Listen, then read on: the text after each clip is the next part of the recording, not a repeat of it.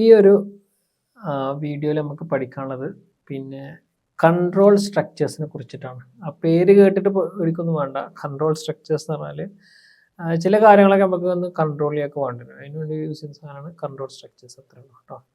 അപ്പം സാധാരണഗതിയിൽ ഒരു പ്രോഗ്രാമിൽ എങ്ങനെ ഉണ്ടാവുക വെച്ചാൽ ആദ്യത്തെ ഒരു ലൈൻ ഓഫ് കോഡ് ഉണ്ടെങ്കിൽ അത് ആദ്യം വർക്ക് ചെയ്യും, അത് റൺ ചെയ്യും. ഇപ്പോൾ പ്രിൻറ്റ് ചെയ്യാനാണ് അവർ പ്രിൻറ്റ് ചെയ്യും, അല്ലെങ്കിൽ ഇൻപുട്ട് എടുക്കുകയാണെങ്കിൽ ഇൻപുട്ട് എടുക്കും. രണ്ടാമത്തെ ചെയ്യും, മൂന്നാമത്തെ ചെയ്യും, നാലാമത്തെ ചെയ്യും, ഇങ്ങനെ പോകും. ഒരു കറക്റ്റ് ഓർഡറിലാണ് പോകാം. പക്ഷെ എപ്പോഴും നമുക്ക് എന്ത് ചെയ്യാൻ പറ്റില്ല, ഒരേ ഓർഡറിൽ പോകാൻ പറ്റിക്കൊള്ളുന്നില്ല. നമുക്ക് ചിലപ്പോൾ ഒന്ന് വഴി മാറി സഞ്ചരിക്കേണ്ടി വരും. അപ്പം നമുക്ക് എപ്പോഴും ഒരേ റൂട്ടിൽ തന്നെ ബസ് പോകണമെന്ന് പറയാൻ പറ്റില്ല. ചിലപ്പോൾ എന്ത് ചെയ്യണം, ബസ് റൂട്ട് മാറിയിട്ട് എന്ത് ചെയ്യേണ്ടി വരും, പോകേണ്ടി വരും. അങ്ങനെയുള്ള സമയത്ത് ഒന്ന് റൂട്ട് മാറ്റി പിടിക്കാനാണ് നമ്മൾ എന്ത് ചെയ്യുക, ഈ കൺട്രോൾ സ്ട്രക്ചേഴ്സിന് ഉപയോഗിക്കുക. ഈ കൺട്രോൾ സ്ട്രക്ചേഴ്സ് എന്ന് പറഞ്ഞാൽ മെയിൻ രണ്ട് സംഗതികളാണ് നമുക്കുള്ളത്. ഒന്ന് ഇഫുകളാണുള്ളത്, കുറേ ഇഫ് എന്ന് പറഞ്ഞ സാധനം. ഇഫിൽ ആ പേരിൽ തന്നെ ഉണ്ടല്ലേ. ഇഫ് എന്താണ്, ഒരു ഇഫ് ഇങ്ങനെയാണെങ്കിൽ, ഇങ്ങനെയാണ് എന്നുണ്ടെങ്കിൽ അങ്ങനെ ചെയ്യാം, അങ്ങനെ പറയുന്ന സംഗതി. അതേപോലെ ലൂപ്പ് എന്ന് പറഞ്ഞാൽ തന്നെ അതിലൊരു റൗണ്ട് ഉണ്ടല്ലേ, ഒരേ സംഗതി വീണ്ടും ഇങ്ങനെ പറയണ നമ്മൾ ലൂപ്പ് എന്ന് പറയും. അപ്പം അങ്ങനെയുള്ള രണ്ട് സംഗതികളാണ് നമുക്ക് കൺട്രോൾ സ്ട്രക്ചേഴ്സിൽ ഉള്ളത്. ഓക്കെ, എപ്പോഴാണ് നമുക്ക് ഇഫ് വേണ്ടത്, ഇഫിന്റെ കാര്യം നമുക്ക് ആദ്യം നോക്കാം. എപ്പോഴാണ് നമുക്ക് ഇഫ് വേണ്ടിവരാം, ഇഫ് എപ്പോഴാണ് വേണ്ടിവരാം? നമുക്കിപ്പം ഒരു എക്സാമ്പിൾ പറയാം അല്ലേ. ഒരു എക്സാമ്പിൾ പറയാം. നമുക്ക് രണ്ട് നമ്പർ നമ്മുടെ കയ്യിലുണ്ട്. ഓക്കെ, രണ്ട് നമ്പർ ഉണ്ട്. എക്സാമ്പിൾ പറയാണ്, ഒരു കുട്ടിയുടെ മാർക്ക്, ആ കുട്ടിയുടെ മാർക്ക് എത്ര ചോദിച്ചു സബ്ജക്റ്റിൽ. അപ്പോൾ ആ കുട്ടിയുടെ മാർക്ക് കുട്ടി പറഞ്ഞു 100-ൽ 50 മാർക്ക് ഉണ്ട്. അപ്പോൾ കുട്ടി പാസ്സാണോ ഫെയിൽ ആണോ? ഓക്കെ, അപ്പോൾ കുട്ടി മാർക്ക് എൻ്റർ ചെയ്താലും നമുക്ക് പറയണത് ആ കുട്ടി പാസ് ചെയ്യണോ ഫെയിൽ ചെയ്യണോ പറയണം. അപ്പോൾ നമുക്ക് കണ്ടീഷൻ എങ്ങനെയാണ്, ആ കുട്ടിയുടെ മാർക്ക് കിട്ടിയ മാർക്ക് എം ആണ് വിചാരിക്കുക, എം. അപ്പോൾ എം എന്നുള്ളത് 40-നേക്കാൾ കൂടുതലാണെങ്കിൽ എന്താണ്, കുട്ടി പാസ്സായിട്ടുണ്ട് നമുക്ക് പറയാം. അപ്പോൾ കമ്പ്യൂട്ടർ പറയണത് കുട്ടി പാസ്സാണ് പറയണം. അതല്ല,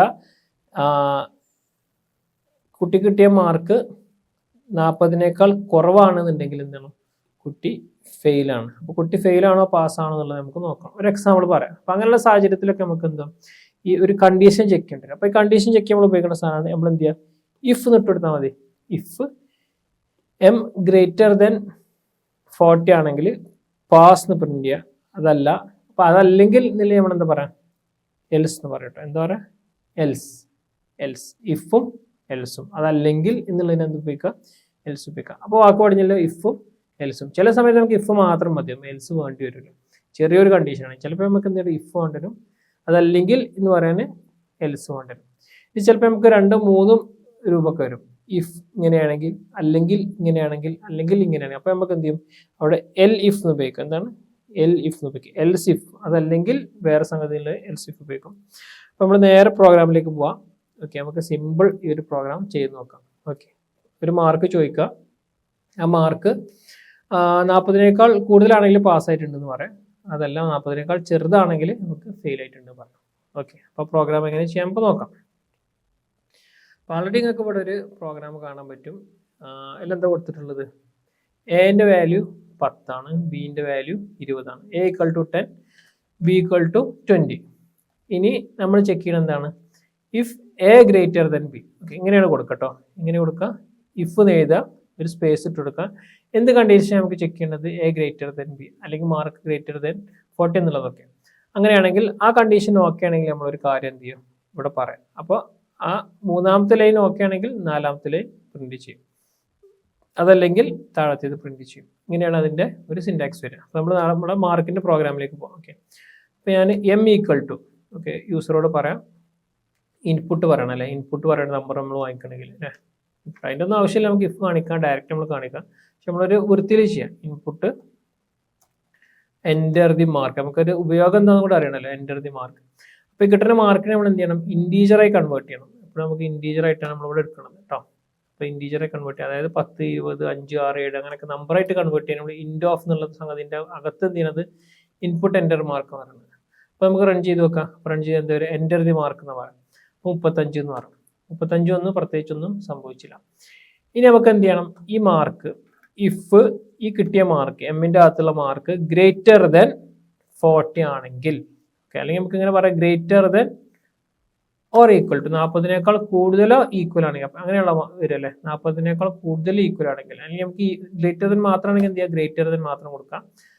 ഓക്കെ, വാട്ട് എവർ നമുക്ക് ഇങ്ങനെ കൊടുക്കുക. ഗ്രേറ്റർ ദെൻ ഈക്വൽ ടു 40 ആണെങ്കിൽ ഒരു കൊത്തു ഇട്ട് കൊടുക്കണം. ഇത് കോളൻ ഇട്ട് കൊടുക്കണം. ഒക്കെ നിർബന്ധമാണ്. അങ്ങനെയാണെങ്കിൽ നമ്മൾ എന്ത് ചെയ്യുക, പ്രിന്റ് ചെയ്യുക. അതാണ് ഇതിന്റെ അർത്ഥം കേട്ടോ. ഇവിടെ ശ്രദ്ധിക്കാം. നിങ്ങളിവിടെ കണ്ടോ, ഞാനിവിടെ എൻ്റർ അടിച്ചപ്പോൾ എന്ത് ചെയ്തു, ഒന്ന് മുന്നോട്ട് വന്നില്ലേ. അപ്പൊ ഈ ഇഫിന്റെ അകത്തുള്ള കാര്യം എന്നാണ് ഇതിന്റെ അർത്ഥം. ഓക്കെ, ഇഫിന്റെ അകത്താണ് ആര് വരുന്നത്. ഇനി പറയുന്നത് നാലാമത്തെ ലൈന് ശരിക്കും എവിടെയാണ്, 3ന്റെ അകത്താണുള്ളത് കേട്ടോ. നിങ്ങൾക്ക് പറഞ്ഞത് ഒന്നുകൂടെ ശ്രദ്ധിച്ചാൽ നിങ്ങൾക്ക് വ്യക്തമായിട്ട് മനസ്സിലാവും. ഓക്കെ, നമ്മളിവിടെ പറയാണ് പാസ്. ഓക്കെ, 40നേക്കാൾ കൂടുതലാണെങ്കിൽ പാസ്. ഇനി അവിടെ പറയാണ് എൽസ്.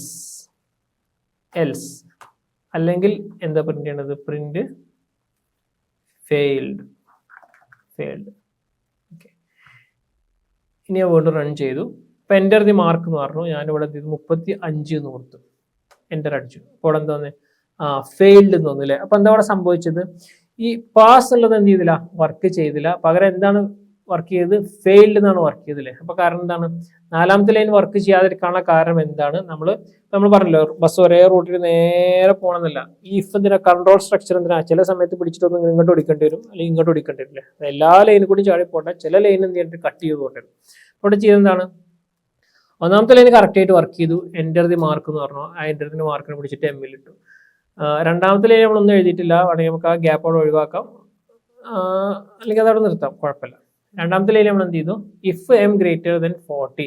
അവിടെ ഒരു ചെക്കിംഗ് ആണ് ചെയ്യുന്നത്, ഒരു ചെക്ക് പോസ്റ്റ് ആണ്, ചെക്ക് ചെയ്തു അല്ലെ. അപ്പൊ 2 ലൈൻ ഉണ്ട്, ചെക്ക് ചെയ്തു. ചെക്ക് ചെയ്തിട്ട് ചോദിക്കാണ് എമ്മിന്റെ വാല്യൂ, എമ്മിന്റെ അകത്തുള്ള വാല്യൂ 40ന് തുല്യമാണോ അതല്ലെങ്കിൽ കൂടുതലാണോ. തുല്യമോ കൂടുതലാണെന്നുണ്ടെങ്കിൽ, അതായത് ഗ്രേറ്റർ ദൻ ഓർ ഈക്വൽ, നമുക്ക് വേണമെങ്കിൽ ഇങ്ങനെ കൊടുക്കാം, ഗ്രേറ്റർ ദൻ 40 കൊടുക്കാം. അപ്പൊ 40നേക്കാൾ കൂടുതലാണെങ്കിൽ ആൾ ഏത് ലൈനിലേക്ക് പോട്ടെ, 3ാമത്തെ ലൈനിലേക്ക് പോട്ടെ. റെഡിയാണ്. 3ാമത്തെ ലൈനിൽ എന്ത് ചെയ്തിട്ടുണ്ട്, നമ്മൾ ഒരു ടാബ് എന്ന് പറഞ്ഞാൽ നമ്മൾ ഒന്നിന്റെ താഴെ TAB സാധനം ടാബ് അടിച്ചാൽ കിട്ടും, ടാബ്.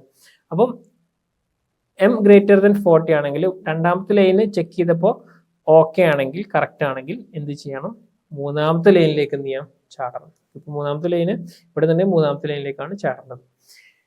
അതല്ലെങ്കിൽ എമ്മിന്റെ അകത്തുള്ള വാല്യൂ 40നേക്കാൾ വലുതല്ലെങ്കിൽ 35 ആണെങ്കിൽ എന്ത് ചെയ്യണം, നേരെ ചാടേണ്ടത് എടുക്കുകയാണ്, എൽസ് 5ാമത്തെ ലൈനിലേക്കാണ് ചാടേണ്ടത്. 5ാമത്തെ ലൈനിലേക്കാണ് ചാടേണ്ടത്. ഇനി വീണ്ടും ഞാൻ കൊടുക്കുകയാണ്, മാർക്ക് 60 കൊടുത്തു. മാർക്ക് 60 കൊടുക്കുമ്പോൾ ഇതിലേക്ക് എത്തി, പാസ് 3ാമത്തെ ലൈനിലേക്ക് ചാടി. മനസ്സിലാവുണ്ടോ. അപ്പൊ ഇതിനാണ് ഇഫ്. നമ്മൾ പല സമയത്ത് എന്ത് ചെയ്യേണ്ടി വരും, ചെക്ക് ചെയ്യണം. ഇപ്പോൾ ഫോർ എക്സാമ്പിൾ പറയാം, നിങ്ങൾ പാസ്വേഡ് അടിച്ചു, ലോഗിൻ ചെയ്ത് പാസ്വേഡ് അടിച്ചു. പാസ്വേഡ് തെറ്റാണെങ്കിൽ എന്താ പറയാ, നിങ്ങളുടെ പാസ്വേഡ് ശരിയല്ല, നിങ്ങൾ എന്ത് ചെയ്യണം, പാസ്വേഡ് ചെക്ക് ചെയ്യണം, അല്ലെങ്കിൽ എന്ത് ചെയ്യണം, കറക്റ്റ് ചെയ്യണം എന്നൊക്കെ പറയും അല്ലേ. അല്ലെങ്കിൽ വീണ്ടും പാസ്വേഡ് ഫോർഗെറ്റ് അടിച്ച് വരാനൊക്കെ പറയും. അപ്പൊ എപ്പോഴും ചെക്കിങ് എവിടെയാണ് വരുന്നത്, ഇഫിലാണ് വരും. അപ്പൊ നിങ്ങൾ ഏത് പ്രോഗ്രാം എടുത്താലും, പിന്നെ ഇതിനൊരു രസകരമായ എക്സാമ്പിൾ എന്ന് പറഞ്ഞാൽ, നമുക്ക് ഈ കോഡൊക്കെ ക്രാക്ക് ചെയ്യുന്ന ആൾക്കാരെ കണ്ടിട്ടുണ്ടാവില്ലേ, നമ്മുടെ അഡോബിന്റെ ഒക്കെ കീജനൊക്കെ ജനറേറ്റ് ചെയ്യുന്ന ആൾക്കാരെ കണ്ടിട്ടുണ്ടാവും അല്ലേ. വേറെ എന്താ വെച്ചാൽ ആ പ്രോഗ്രാം exe ഫയൽ എടുത്തിട്ട് നേരെ അതിന്റെ റിവേഴ്സിൽ കൺവേർട്ട് ചെയ്തിട്ട് അവിടെ ലൈസൻസിന്റെ നമ്പർ ചെക്ക് ചെയ്യുന്ന സ്ഥലമാണ് ഇഫുകൾ ഉണ്ടാവും. ഇഫുകളെ പോയിട്ട് എന്ത് ചെയ്യും, നേരെ അവിടെ ഓവർറൈറ്റ് ചെയ്തിട്ട് ഇഫ് എന്നുള്ളതിന്റെ ഓപ്പോസിറ്റ് ആക്കിയിട്ടാണ് നോട്ട് ഇഫ് എന്നാക്കി മാറ്റും. അപ്പൊ എന്ത് ചെയ്യും, ആ ലൈസൻസ് തെറ്റാണെങ്കിൽ എന്ത് ചെയ്യും, അടുത്ത ലൈനിലേക്കാണ് ചാടും. അപ്പൊ കറക്റ്റ് പ്രോഗ്രാമാണ് വർക്ക് ചെയ്യാണ് ചെയ്യുക. മൈക്രോസോഫ്റ്റിന്റെ എന്തിനൊക്കെ ലൈസൻസ് ചെക്കിങ് കണ്ടിട്ടുണ്ടാവില്ല. അപ്പൊ അവിടെയൊക്കെ അവർ ചെയ്യുന്ന ടെക്നിക്ക് ഇഫിലാണ് എന്ത് ചെയ്യുക, ശരിക്കും കളിക്കുക. വളരെ സിമ്പിൾ സംഗതിയാണ്. നമ്മുടെ പൈത്തന്റെ കേസിൽ വളരെ യൂസ്ഫുൾ ആണ്. ഏറ്റവും അടിസ്ഥാനപരമായ ഒരു സംഗതിയാണ്, ഒരു ബിൽഡിംഗ് ബ്ലോക്കാണ് നമ്മുടെ ഇഫ് ബ്രാഞ്ചിങ് കേട്ടോ. അപ്പൊ ഇങ്ങനെ തന്നെ പഠിച്ചു വെക്കുക, അത്രേ ഉള്ളൂ. നമുക്ക് എല്ലാ സ്ഥലത്തും ആവശ്യമായ സംഗതിയാണ്. ഇഫ് കണ്ടീഷൻ കൊടുക്കുക, കണ്ടീഷൻ കറക്റ്റ് ആണെങ്കിൽ എന്ത് ചെയ്യും, നമ്മൾ അതിന്റെ തൊട്ട് നേരെ താഴെയുള്ള ആ ഒരു ബ്ലോക്കിന്റെ അകത്തേക്ക് പോകും. അതല്ല തെറ്റാണെങ്കിൽ എന്ത് ചെയ്യും, അടുത്ത എൽസ് ബ്ലോക്കിലേക്ക് പോകും. ഇനി നമുക്കതിൽ ചെറിയൊരു മാറ്റം വരുത്തി വെക്കാം. പാസ് എന്ന് പറയണം, എന്നിട്ട് എനിക്ക് ഒരു മെസ്സേജ് കൂടി പറയണം. അപ്പൊ എനിക്ക് ഇങ്ങനെ കൊടുക്കാം, പ്രിന്റ്, നിങ്ങൾക്ക് അടുത്ത ക്ലാസ്സിലിരിക്കാം, you can go to next class. 2 കാര്യം പറയണം. ഇനി ഫെയിലാണെങ്കിൽ എനിക്കൊരു കാര്യം കൂടി പറയണം. എന്താ പറഞ്ഞത്, sorry, repeat same class. Okay, ഇനി ഇത് റൺ ചെയ്ത് നോക്കാം. ഞാനവിടെ മാർക്ക് 70 കൊടുക്കുകയാണ്. അപ്പോൾ 70 എമ്മിൻ്റെ അകത്ത് വരും. ഇനി റൺ ചെയ്ത് നോക്കുക, എൻ്റർ അടിക്കാം. ഓക്കെ, അപ്പോൾ എന്താ വന്നത്, പാസ് എന്ന് വന്നില്ലേ. അപ്പോൾ 3ാമത്തെ ലൈൻ വർക്ക് ചെയ്തു. അതിനുശേഷം എന്ത് ചെയ്തു, you can go to next class. 4ാമത്തെ ലൈൻ എന്ത് ചെയ്തു, വർക്ക് ചെയ്തു. അപ്പോൾ ഇത് എന്താ നിങ്ങൾക്ക് മനസ്സിലായത്, അതായത് ഈ ഇഫിൻ്റെ അകത്തുള്ള വരുന്ന സംഗതിയാണ്. ഇഫ് എന്നുള്ള ട്രാക്കിലേക്ക് കയറി കഴിഞ്ഞാൽ, അത് ട്രൂ ആയി കഴിഞ്ഞാൽ, ഇഫ് എന്നുള്ള സംഗതി ഓക്കെ ആയി കഴിഞ്ഞാൽ എന്ത് ചെയ്യും, മൂന്നാമത്തെ ലൈനും നാലാമത്തെ ലൈനും കറക്റ്റായിട്ട് ഇങ്ങനെ പോകും അല്ലേ. ഇനി അതല്ല മറ്റേ ലൈനാണ് വർക്ക് ചെയ്യുന്നുണ്ടെങ്കിൽ ഇപ്പോൾ 10 നമ്മൾ കൊടുത്തു, 10 മാർക്ക് കൊടുത്തു, അപ്പം 6ഉം 7ഉം ഒരേപോലെ എന്ത് ചെയ്തു വർക്ക് ചെയ്തു അല്ലേ. അപ്പം ഒരു ലൈനിൻ്റെ അകത്തേക്ക് കയറി കഴിഞ്ഞാൽ ആ ബ്ലോക്ക് ഫുൾ എന്ത് ചെയ്യും, ഇവിടെ ഇതിന് നമ്മൾ ബ്ലോക്ക് എന്നാ പറയാം. ഇപ്പം 3ഉം 4ഉം കിടക്കുന്നത് ഒരു ബ്ലോക്കിന്റെ അകത്താണ് കേട്ടോ. ഇനി ഈ ബ്ലോക്കിൽ ഇനി കൂടുതൽ ആൾക്കാരെ ആഡ് ചെയ്യാൻ നമുക്ക് എന്ത് ചെയ്യാം, കൂടുതൽ ആൾക്കാരെ നമുക്ക് എന്ത് ചെയ്യാം ഇവിടെ ഇനിയും ആഡ് ചെയ്യാം. ഓക്കെ,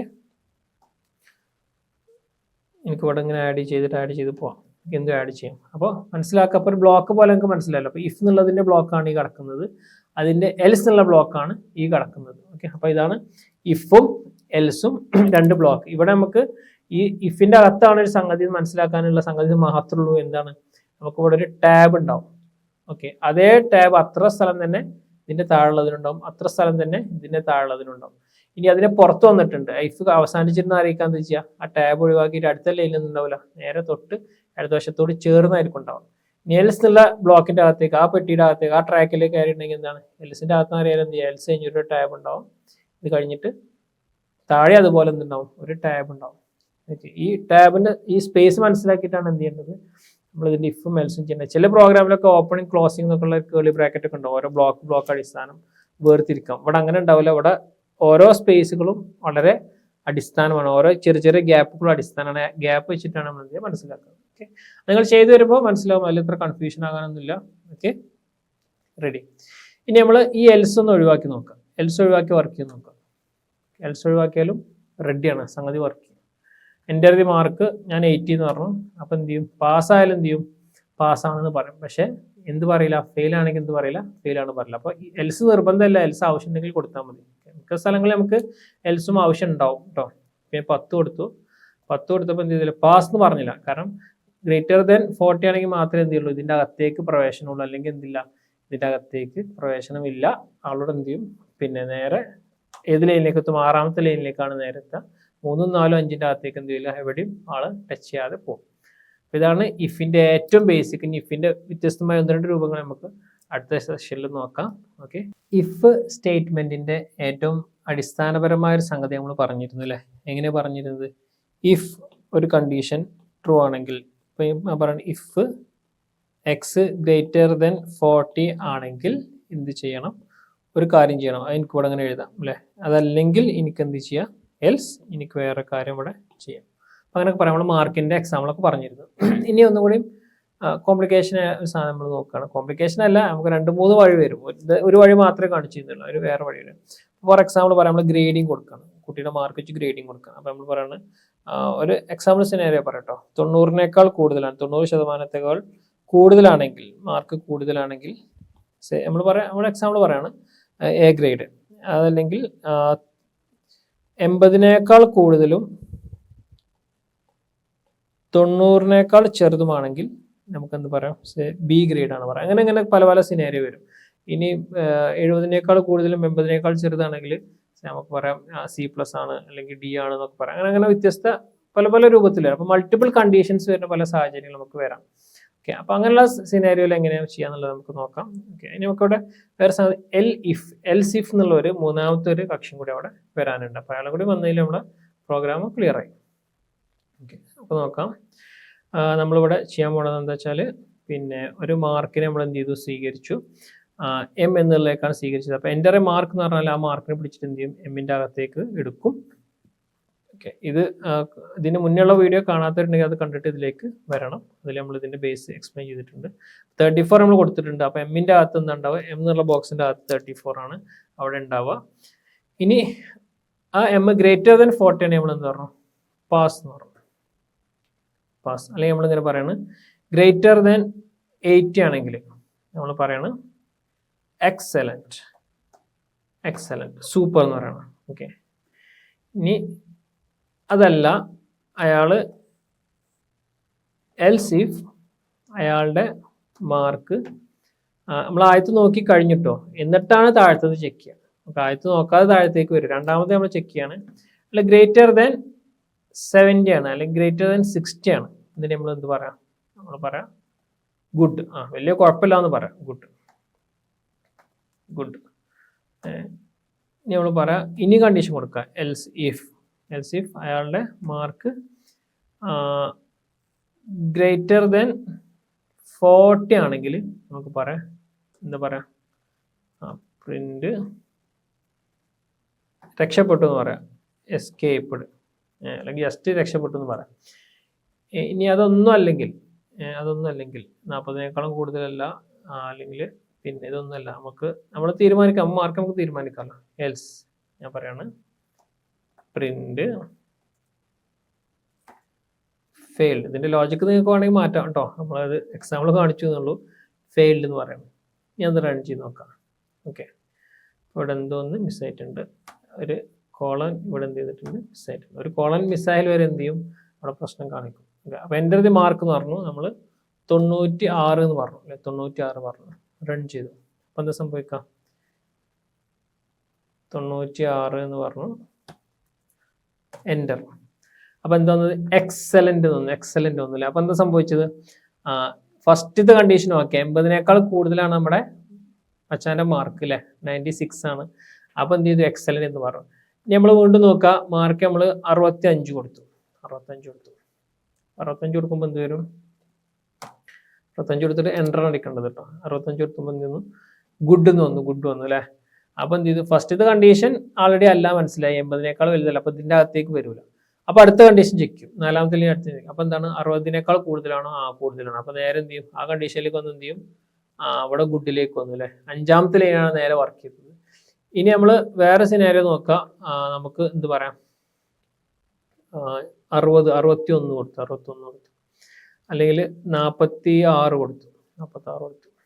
എന്താ എസ്കേപ്പ്ഡ്. അപ്പോൾ ഇവിടെയാണ് വർക്ക് ചെയ്തത് അല്ലേ. അപ്പോൾ എന്ത് മനസ്സിലായി, വളരെ സിമ്പിളാണ്. ആ ഇഫ് എന്നുള്ളത് എന്ത് ചെയ്യാം, പിന്നെ നമ്മൾ കണ്ടീഷന് നമുക്കിങ്ങനെ ഒരു ലാഡർ എന്നാ പറയാം, ഇഫ് എൽസ് ഇഫ് ലാഡർ എന്നൊക്കെയാണ് ഇതിന് പറയാം. കോണി പോലെ ആദ്യത്തെ ചെക്ക് ചെയ്തു, അല്ലെങ്കിൽ അടുത്ത് ചെക്ക് ചെയ്തു. അപ്പോൾ കുറേ ഓപ്ഷൻ നമുക്ക് ചെക്ക് ചെയ്യാണ്ടെങ്കിൽ നമുക്ക് എന്ത് ചെയ്യാം, ഇഫ് ഈ എൽസ് എന്തെങ്കിലും കൊടുക്കാം. ഇത് ലാസ്റ്റത്തെ എൽസ് നിങ്ങൾ കണ്ടോ, ഇത് നമ്മൾ കൊടുക്കണം നിർബന്ധമല്ല, വേണമെങ്കിൽ കൊടുക്കുക. ഇതില്ലെങ്കിൽ എന്ത് ചെയ്യും, നമ്മളെ പ്രോഗ്രാം വർക്ക് ചെയ്യും. ഓക്കെ, നമുക്ക് എന്താണോ നമ്മളെ പിന്നെ പ്രോഗ്രാം ആവശ്യപ്പെടുന്നത്, അപ്പോൾ ആ ആവശ്യം അനുസരിച്ച് നമുക്ക് എന്ത് ചെയ്യാം, പിന്നെ ഇഫും എല്ലിഫൊക്കെ വേണമെങ്കിൽ ആഡ് ചെയ്യാം, വേണമെങ്കിൽ ഇതൊന്നും ഇല്ലാതൊക്കെ ചെയ്യാം. ഓക്കെ, അപ്പോൾ ഈ ഒരു രൂപത്തിൽ നമുക്ക് എന്ത് ചെയ്യാൻ പറ്റും, ഏതൊരു ക്വസ്റ്റ്യൻ വന്നാലും നമുക്ക് ഇങ്ങനെ ചെയ്യാൻ പറ്റും. ഓക്കെ, ഇനി നിങ്ങൾ സിനാരിയോ ആലോചിച്ചൊക്കെ മാർക്ക് വെച്ചിട്ട് ഗ്രേഡ് ആണെന്ന് വിചാരിക്കുക അല്ലേ. അപ്പോൾ 80നേക്കാൾ വലുതാണെങ്കിൽ നമുക്ക് എന്ത് ചെയ്യാം, എ ഗ്രേഡ് എന്ന് പറയാം, അല്ലെങ്കിൽ നമുക്ക് എന്താ പറയുക ബി ഗ്രേഡ് എന്ന് പറയാം, എക്സാമ്പിൾ പറയണേ. അല്ലെങ്കിൽ നമുക്ക് എന്താ പറയുക സി ഗ്രേഡ് എന്ന് പറയാം. അപ്പോൾ എന്ത് ചെയ്യും, മാർക്കും വെച്ചിട്ട് ഗ്രേഡ് ചോദിച്ചാൽ നമുക്ക് എന്ത് ചെയ്യാൻ പറ്റും, ഇവിടെ ഗ്രേഡ് സുഖമായിട്ട് എന്ത് ചെയ്യാൻ പറ്റും, പ്രിന്റ് ചെയ്യാൻ പറ്റും. ഓക്കെ, അപ്പോൾ ഇതാണ് ഇഫ് എൽസിഫിൻ്റെ വളരെ രസകരമായിട്ടുള്ള വേറൊരു സംഗതി. ഓക്കെ, അപ്പോൾ നിങ്ങൾ പഠിക്കുക, ഇതിൻ്റെ എക്സാമ്പിൾസ് ചെയ്യുക, അസൈൻമെൻറ്റ്സും കാര്യങ്ങളും ചെയ്യുക. Okay, thank you.